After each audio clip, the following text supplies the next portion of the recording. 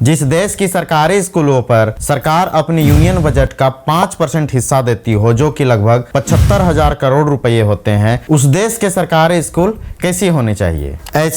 ऐसी या फिर ऐसी? कल्पना तो आप पहले नंबर वाले किए होंगे, लेकिन सच्चाई यह है कि मेजोरिटी ऑफ स्कूल्स जो है अभी दूसरे या तीसरे नंबर वाले स्कूल के पोजीशन में है, और यहाँ पर पढ़ने वालों के बच्चे की पढ़ाई तो इससे भी बदतर कंडीशन में है। जी हाँ, आप सही सुन रहे हैं, मैं भारत के सरकारी स्कूल्स और यहाँ पर पढ़ने वाले विद्यार्थियों की बात कर रहा हूँ। इन स्कूलों में सरकार प्राइवेट स्कूल से भी ज्यादा पैसे खर्च करती है, लेकिन रिजल्ट सेम उल्टा हो जाता है। चाहे आप पढ़ाई की बात कर ले या फिर अदर एक्टिविटीज को ले लें। आपको भरोसा नहीं हो रहा है तो आप अपने आसपास के सरकारी स्कूल को घूम करके आ जाएं। आज हम इस वीडियो में इन्हीं मुद्दों के बारे में बात करेंगे कि कैसे लाखों स्टूडेंट्स का जीवन जो है हर साल बर्बाद किया जा रहा है। एक अभिभावक के रूप में आप क्या कर सकते हैं, एक शिक्षक के रूप में आप क्या कर सकते हैं, सरकार को क्या ऐसी बदलाव करनी चाहिए जिससे जो है यही बजट से, यही पैसे से सरकारी स्कूल एकदम वर्ल्ड क्लास प्राइवेट स्कूल के जैसे हो सकते हैं। एक समय था जब सरकारी स्कूल में पढ़ने वाले बच्चे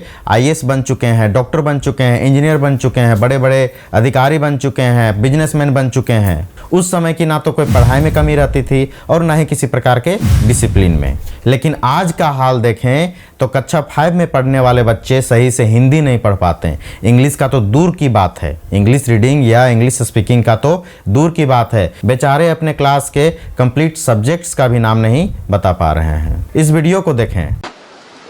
हमें रोज सवेरे जगना चाहिए। Morning is workout.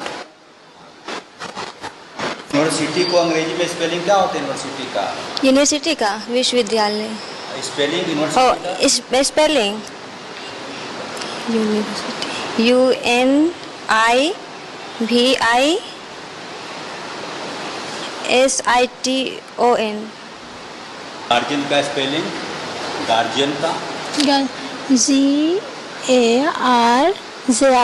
इस वीडियो में स्टूडेंट्स को ट्रांसलेशन पूछा जा रहा है और गार्जियन हो गया, यूनिवर्सिटी हो गया, ये सब वर्ड का स्पेलिंग पूछा जा रहा है। बताइए, इंग्लिश ट्रांसलेशन का तो छोड़ दीजिए, लेकिन ये लोग स्पेलिंग तक नहीं बता पा रहे हैं। बताइए, यूनिवर्सिटी में पढ़ रहे हैं और वह यूनिवर्सिटी का स्पेलिंग तक नहीं बता पा रहे हैं। और ये न्यूज चैनल वालों का तो बस अपने टीआरपी से मतलब है। सबसे पहले इन्हें इन बच्चों का फेस को ब्लर कर देना चाहिए था। प्राइवेसी का अधिकार हर किसी को है। न्यूज़ वाले रिपोर्ट बना करके चले गए क्योंकि इन्हें न्यूज़ से मतलब था, इन्हें अपने टीआरपी से मतलब था। एजुकेशन जाए भाड़ में। कोई न्यूज़ चैनल वाले, यहाँ तक कि भारत के बड़े बड़े न्यूज़ चैनल वाले जो है एजुकेशन पर एक स्पेशल रिपोर्ट नहीं बना सकते हैं। और ये जो इंडिया पाकिस्तान की जो डिबेट होते रहती है, उस बीच में महीना में एक बार भी लोग अगर एजुकेशन पर डिबेट करवा दे तो भारत की स्थिति सुधर सकती है। लेकिन इन्हें उससे कोई मतलब नहीं है। हाँ, लेकिन इंडिया पाकिस्तान का डिबेट ये रोज करवाने के लिए भूलेंगे नहीं, क्योंकि मैक्सिमम इंडियन तो यही डिबेट देखने के लिए रात का वेट ही करते रहते हैं कि कब शाम होगा और टीवी चैनल में इंडिया पाकिस्तान का डिबेट हो। बेटा बेटी का पढ़ाई जाए भाड़ में। यूडाइस प्लस के डाटा के अनुसार सेशन 21-22 में भारत में कुल 14,89,115 स्कूल थे, जो कि विश्व के सबसे ज्यादा में से हैं। इसमें से 68.5% सरकारी स्कूल हैं, जो कि 10,23,386 होते हैं। इन गवर्नमेंट स्कूल्स में कुल 14,32,40,480 स्टूडेंट्स का इनरोलमेंट हुआ था। मतलब भारत के कुल स्टूडेंट्स का आबादी का 54% हिस्सा इन सरकारी स्कूलों के भरोसे है। मतलब इनका भविष्य इन सरकारी स्कूल के कंधे में है। लेकिन ये बेचारे सरकारी स्कूल खुद चरमराए हुए हैं। नहीं, आप गलत सोच रहे हैं। सरकारी स्कूल्स में पैसे का कोई कमी नहीं है। सरकारी स्कूल में अगर देखा जाए तो एक एवरेज सीबीएसई एफिलेटेड का जो खर्च होता है, सालाना खर्च जो होता है, वह एक सरकारी स्कूल में आसानी से उससे ज़्यादा क्रॉस कर जाता है। पता है कितना? सालाना 50 लाख से भी ज़्यादा इन स्कूल को पैसा दिया जाता है। वह भी एक एवरेज सरकारी स्कूल का मैं बात कर रहा हूँ, जिसकी स्टूडेंट्स की संख्या 300 से 400 मात्र होती है। इसके बारे में हम आगे बात करेंगे। अभी फिलहाल हम यह समझ लेते हैं कि भारत के करोड़ों स्टूडेंट्स का पढ़ाई कैसे खतरे में है, जो कि कल हमारे भारत के भविष्य होने वाले हैं। कारण कहीं पर सिंगल टीचर हैं, कहीं इंफ्रास्ट्रक्चर में कमी है, कहीं बेसिक नेसेसिटीज जैसे इलेक्ट्रिसिटी, बाथरूम, पानी की कमी है, तो कहीं वहाँ के लोकल लोगों की सोच की। देखिए, देखा जाए तो ये सभी कमी नहीं है। कमी के बारे में अगर सोचा जाए तो सिर्फ यह टीचर की कमी हो सकती है और वहाँ पर पढ़ाने वाले टीचर की सोच की कमी हो सकती है। पहले एक ज़माना था जबकि हमारे आईएएस ऑफिसर्स हैं, तब 2 टीचर मिलके पेड़ के छाया में जा कर के स्कूल चलाया करते थे, वो भी बहुत कम सैलरी में। लेकिन अभी कुछ टीचर्स का हाल यह है कि वह स्कूल जाते हैं सिर्फ सैलरी के लिए, पैसा कमाने के लिए। बदले में मजाल है जो वह बच्चों को जा कर के पढ़ाएंगे। हाँ, वहाँ पर वह रील्स देखेंगे, लूडो खेलेंगे, सोएंगे, हर एक वह एक्टिविटी करेंगे जो उनको पसंद है, लेकिन बच्चों को पढ़ाएंगे नहीं। 100 में से 70% टीचर्स का यही हाल है। बाकी 30% में पूरा सरकारी स्कूल का सिस्टम डिपेंडेड है। या 30% बेचारे जहां तक हिम्मत होता है, जहां तक इनका कैपेसिटी है, वहां तक काम करते हैं। देखिए, अगर आप टीचिंग प्रोफेशन में हैं तो समाज में आपका बहुत बड़ा रोल है। आप समाज निर्माण करने वाले इंसान हैं। आपको हर एक वह काम करना पड़ेगा जिससे जो है अगला का भला हो सके, चाहे उसके लिए आपको 1 करोड़ रुपए पैसा मिले या 1 रुपए पैसा मिले, या इसके बारे में आपको सोचना नहीं है। आपका काम है बच्चों को पढ़ाना, क्यों ना उसके लिए आपको एकदम 0 पैसा मिले, क्यों ना बच्चे के पिता से दुश्मनी हो, क्यों ना आपके स्कूल के ऑनर से दुश्मनी हो, क्यों ना आपको अपने मैनेजमेंट से नाराजगी हो, किसी प्रकार का भी प्रॉब्लम हो, उससे बच्चे का पढ़ाई का लेना देना नहीं होना चाहिए। जो आप दे रहे हैं वह कंटिन्यूसली आपको देना पड़ेगा। आप सब कुछ को एक साइड रख दीजिए और टीचिंग को एक साइड। ये नहीं कि हमें कम पैसा मिल रहा है या फिर टाइम पर पैसा नहीं मिल रहा है तो हम बच्चों को पढ़ाएं ही ना। एक ड्राइवर अगर चलती गाड़ी का स्टीयरिंग ना मोड़े, टाइम पर गियर ना लगाए, टाइम पर ब्रेक ना लगाए, तो पता चलेगा गाड़ी का एक्सीडेंट हो गया। तो इसी तरह शिक्षक का कुछ इससे भी बड़ा रोल है। जब तक आप ड्यूटी में हैं, आप 100% अपना ड्यूटी दें, क्योंकि इसी से बच्चों का भी भला होगा, आपका भी भला होगा और संपूर्ण देश का भला होगा। अगर आपको विरोध करना है, विरोध करने के बहुत सारे प्रकार हैं, है ना। आपको विरोध ही करना है तो आप स्कूल में बैठ करके बिल्कुल भी विरोध ना करें, वह सबसे बड़ा अपराध है। अगर बच्चे को आप टाइम पर पढ़ा नहीं रहे हैं, बच्चे को सही से पढ़ा नहीं रहे हैं, तो इससे बड़ा अपराध एक टीचर के लिए कुछ भी नहीं है। आप स्कूल से रिजाइन मार दें, उसके बाद आप कानूनी तौर पर विरोध करें, कानूनी तौर पर लड़ाई करें। उससे क्या होगा कि आप रिजाइन मारिएगा तो दूसरे टीचर जाकर के बच्चे के पढ़ाई को कंटिन्यू कर पाएंगे, उनका पढ़ाई डिस्टर्ब नहीं होगा। सरकार की बात करें तो यह गवर्नमेंट स्कूल में फंडिंग का किसी भी प्रकार से कोई कमी नहीं कर रही है।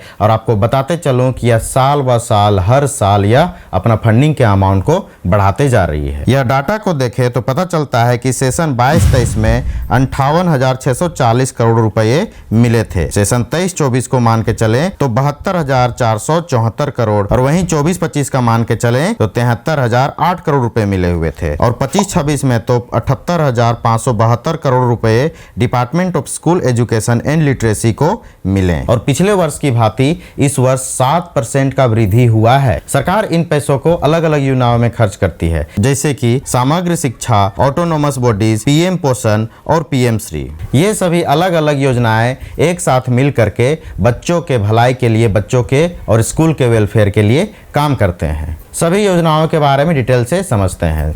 सबसे पहले आती है समग्र शिक्षा। 2023-24 में इसे टोटल बजट का 51% हिस्सा मिला था, जो कि 37,010 करोड़ रुपए होता है। इसका काम स्पेशली स्टेट्स में एनईपी 2020 को इम्प्लीमेंट करवाना, स्टेट्स में आरटी एक्ट 2009 को इम्प्लीमेंट करवाना, early childhood care and education में फोकस करना, और भी बहुत सारे काम है जो कि आप डिस्प्ले में देख सकते हैं। देखा जाए तो इसका लोड बहुत ही ज्यादा है, इसीलिए इसको बहुत ज्यादा अमाउंट भी मिला हुआ है। अब नेक्स्ट आते हैं ऑटोनोमस बॉडीज। इसमें आपका CBSE, CTSA, KVS, NCERT, NCTE, NIOS, NVS और नेशनल बाल भवन आते हैं। इसका काम स्पेशली एजुकेशनल स्टैंडर्ड को मेंटेन रखना, न्यू इनोवेशन को बढ़ावा देना, भारत के हर कोने में क्वालिटी एजुकेशन पहुंचाना होता है। यह इंडिपेंडेंटली काम करते हैं। नेक्स्ट है पीएम पोषण। इसको पहले हम लोग मिड डे मील प्रोग्राम के नाम पर जानते थे। इसका काम लगभग सभी लोगों को पता है। इस प्रोग्राम के तहत बच्चों को भोजन मिलता है। सरकार यहीं पर बदलाव कर सकती है। इस प्रोग्राम को कस्टमाइज किया जा सकता है। जहां पर भोजन की जरूरत है वहां पर भोजन दे सरकार, जहां पर भोजन की जरूरत नहीं है वहां पर नहीं दे। और भारत में तो आजकल घर घर चावल मिलते हैं, तो उसमें भी कॉम्प्रोमाइज किया जा सकता है कि यहाँ का मिड डे मील, स्कूल का मिड डे मील को बंद कर दिया जाए। बच्चे आराम से घर से टिफिन लेकर के आएंगे। चलिए कैलकुलेशन को समझते हैं। पीएम पोषण के तहत अगर सरकार रोजाना एक बच्चे को एक टाइम का खाना देती है, तो एक टाइम का खाना हम कितनों का अगर कम करे तो 30 रुपया, है ना, मिनिमम हम मान के चलते हैं कि अगर 30 रुपया एक टाइम का खाना रहेगा तो इसे अगर 30 दिन से हम मल्टीप्लाई करते हैं तो यह 900 रुपया आती है। एक मीडियम साइज के स्कूल का बात करें तो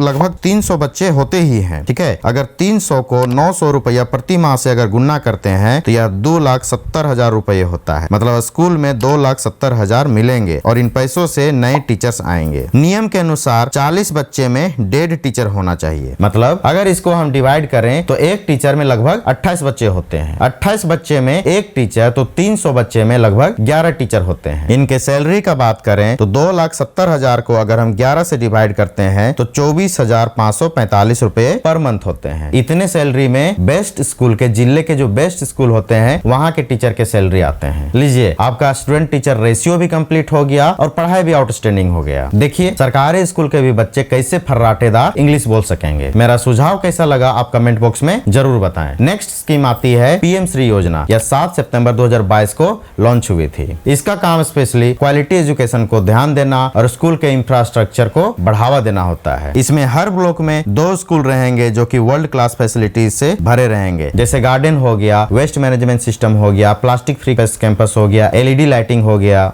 और भी बहुत सारे। इतने सारे स्कीम और इतने सारे पैसे होने के बावजूद भी हमारे देश के सरकारी स्कूलों का हाल दिन ब दिन और भी बदतर होते जा रहा है। कारण ऊपर बैठे मिनिस्टर्स, IAS और नीचे बैठे टीचर्स, अधिकारी, सभी को किसी प्रकार से कोई सरकारी स्कूल से मतलब नहीं है। इस वीडियो को शेयर जरूर करें ताकि उन तक यह इंफॉर्मेशन पहुंच सके। अब जानते हैं कि अगर आप एक अभिभावक हैं तो आप क्या कर सकते हैं। आपको करना बस एक काम है कि रोज जब आपके बच्चे सरकारी स्कूल से पढ़ करके आए तो डेली उनके नोट्स, कॉपीज या फिर बुक्स को डेली चेक करें। अगर कोई टीचर उन्हें जेन्युइनली पढ़ा रहा है तो एक नहीं दूसरा दिन उनको जरूर होमवर्क मिलेगा। उनके कॉपीज या बुक्स में वर्क जरूर आपको दिखेंगे। और अगर होमवर्क मिला हुआ है तो यह आपका दायित्व बनता है कि आप उस बच्चे का होमवर्क कंप्लीट करवाएं। आपको मालूम होना चाहिए कि अगर एक बच्चा डेली होमवर्क बना करके जा रहा है तो वह जीवन में अपने पढ़ाई के करियर में कभी कमजोर नहीं पड़ सकता। उसको किसी प्रकार के ट्यूशन की जरूरत नहीं है। और अगर ऐसा नहीं हो रहा है तो संबंधित स्कूल के टीचर, प्रिंसिपल या फिर मैनेजमेंट जहां पर भी है उनसे अपना बात जाकर के रखें और उन्हें सुझाव दें कि इस तरह का काम करें ताकि हमारे बच्चे भी आगे बढ़ सकें। टीचर एक दिन इग्नोर करेगा, 2 दिन इग्नोर करेगा, 3 दिन इग्नोर करेगा, चौथा दिन से मजबूरी में वह आपके बच्चे को क्लास लेना शुरू कर देगा और आपके बच्चे को होमवर्क देना शुरू कर देगा। उससे जो है आपका बच्चा कुछ तो कम से कम ट्रैक में आएगा। सरकार के भरोसे में अगर बैठे रहेंगे तो कुछ भी नहीं होने वाला है, बस यह आप जान लें। सरकार क्या, विपक्ष में भी बैठे नेता इस बात का किसी प्रकार से कोई जिक्र नहीं करते हैं। तो करना होगा